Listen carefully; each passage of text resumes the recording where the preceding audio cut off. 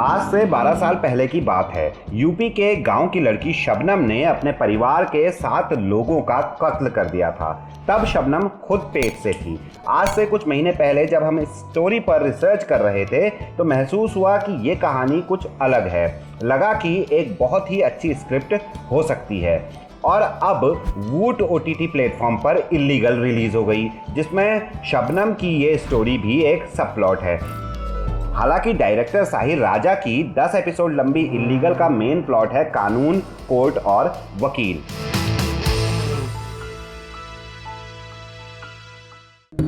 आइए जानते हैं कि इस सीरीज की कहानी क्या है।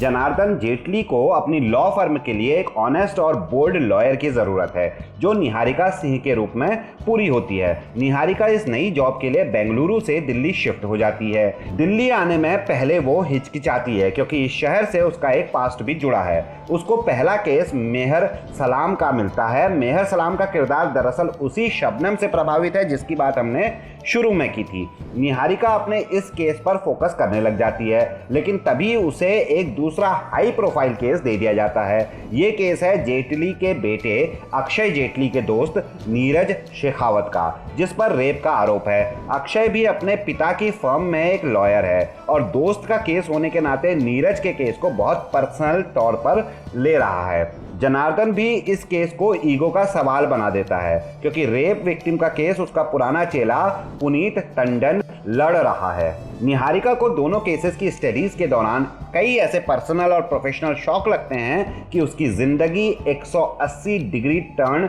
लेने लगती है। और इस सब के दौरान चलते हैं कई कोर्ट रूम ड्रामे। इन्हीं लीगल प्रोसीडिंग्स को टैकल करने के लिए किस हद तक इलीगल हुआ जाता है, ये इलीगल सीरीज का मेन प्लॉट है। किरदारों का दम। इलीगल की मेन लीड में है तुम बिन 2 फेम नेहा शर्मा। दूसरा दमदार किरदार है गुलाल फेम पीयूष मिश्रा का। साथ में हैं अक्षय ओबरॉय और सत्यदीप मिश्रा। इनके अलावा जो जीता वही सिकंदर फेम दीपक तिजोरी और सेक्रेट गेम्स में अपने ट्रांसजेंडर किरदार कुक्कू से सुर्खियों में आई कुबरा सैत भी हैं।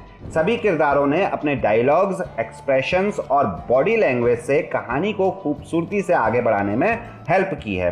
कई बार किरदारों का एक कैरेक्टर आर्क होता है, वो स्क्रीन में धीरे धीरे परिपक्व होते दिखते हैं और अधिक क्रूर या और अधिक संवेदनशील होते चले जाते हैं। ये कितनी खूबसूरती से दिखाया गया है, यही स्क्रिप्ट की तारीफ होती है। और फिर कई बार किरदारों का कैरेक्टर आर्क तो नहीं होता, लेकिन उनका असली चेहरा दर्शकों के सामने धीरे धीरे आता है। मतलब किरदार पहले से ही क्रूर था, लेकिन उसे दर्शकों के सामने शुरू में अच्छे इंसान के रूप में पेश किया गया, या फिर किरदार सदा से ही एक अच्छा इंसान था लेकिन उसकी एंट्री एक बुरे इंसान के रूप में दिखाई गई।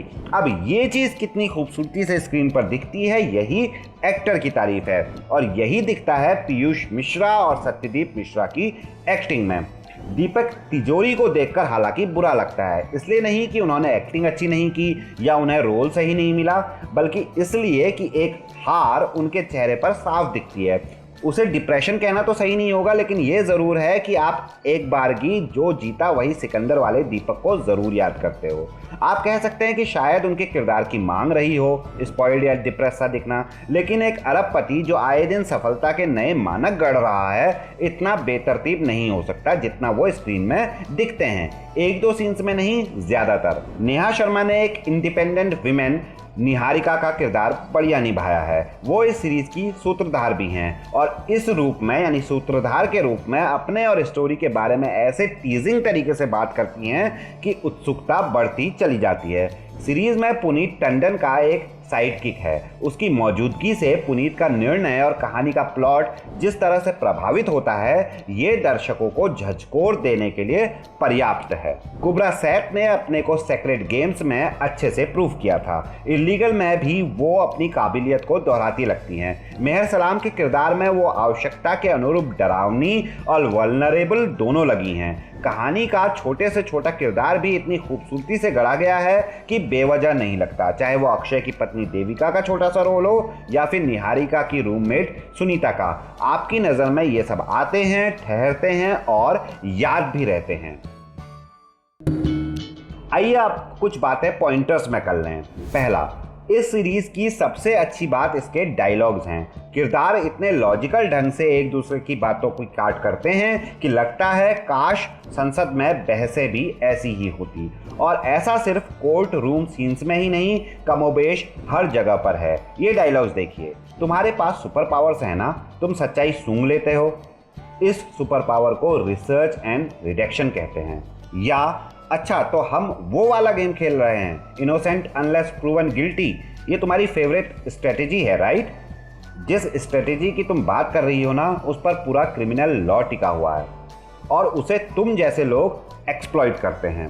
हालांकि इससे बातचीत कहीं कहीं इतनी ज़्यादा लॉजिकल हो जाती है कि फिर वो रियल या ऑर्गेनिक नहीं रह पाती। आप खुद ही सोचिए, हम रियल जिंदगी में इतनी तार्किक बातें कहाँ करते हैं। दूसरा, सीरीज इंगेजिंग है और बैकग्राउंड म्यूजिक इसकी रोचकता में बढ़ावा देने वाला है।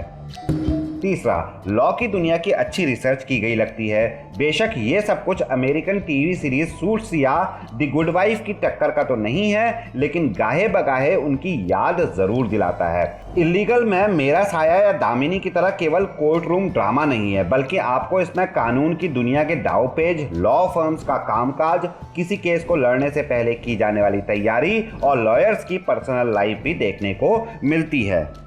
पॉइंट नंबर 4, सीरीज का एक बड़ा ड्रॉबैक है स्क्रिप्ट की प्लॉट में ली गई क्रिएटिव लिबर्टी या ढेर सारे कोइंसिडेंट्स। जैसे लीड कैरेक्टर का अपने पिता, भाई और बॉयफ्रेंड तीनों से ही मिलना आउट ऑफ द वर्ल्ड कोइंसिडेंट्स की सीरीज के चलते था। ठीक है कि दुनिया छोटी है, मगर इतनी भी नहीं कि एक केस सबको जोड़ दे। पॉइंट नंबर 5, फोटोग्राफी भी स्टोरी के साथ साथ परफेक्ट तरीके से ब्लेंड हो रही है। कोर्ट, जेल, लॉ फर्म और हॉस्पिटल वाले सीन्स वो माहौल पैदा करने में सफल रहते हैं जिसकी दर्शकों द्वारा अपेक्षा की जाती है। पॉइंट नंबर 6, खूबसूरत बात यह है कि सीरीज बिल्कुल साफ सुथरी और फोकस्ड रहते हुए भी हर किरदार के पर्सनल लाइफ के कुछ हिस्सों पर एक अजीब सा रहस्य बनाए रखती है, और वो भी इस तरह की कहानी कहीं से भी अधूरी ना लगे। हम एक्सपेक्ट करते हैं कि दो पुराने दोस्त मिले हैं तो अब प्यार होगा, लेकिन होता कुछ और है। हम सोचते हैं गुरु चेले का आमना सामना होगा अब, लेकिन वैसा भी नहीं होता। कहते हैं ना कि सच्चाई से ज़्यादा अनपेक्षित कुछ भी नहीं हो सकता, जैसा कि शबनम का केस ही है। ठीक वैसे ही सीरीज और भी ज़्यादा रियलिस्टिक होती जाती है।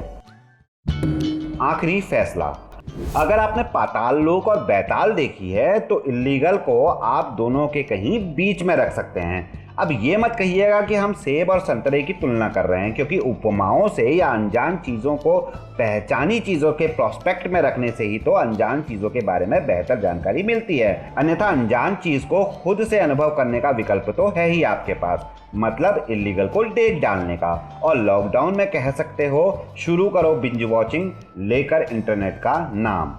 अगर आपको ये वीडियो पसंद आया हो तो ऐसे ही और चकाचक रिव्यूज, सिनेमा से जुड़ी और ढेर सारी जानकारियां पाने के लिए हमारे YouTube चैनल को सब्सक्राइब करें। और अगर आप ये वीडियो Facebook पर देख रहे हैं तो हमारे पेज को लाइक करें।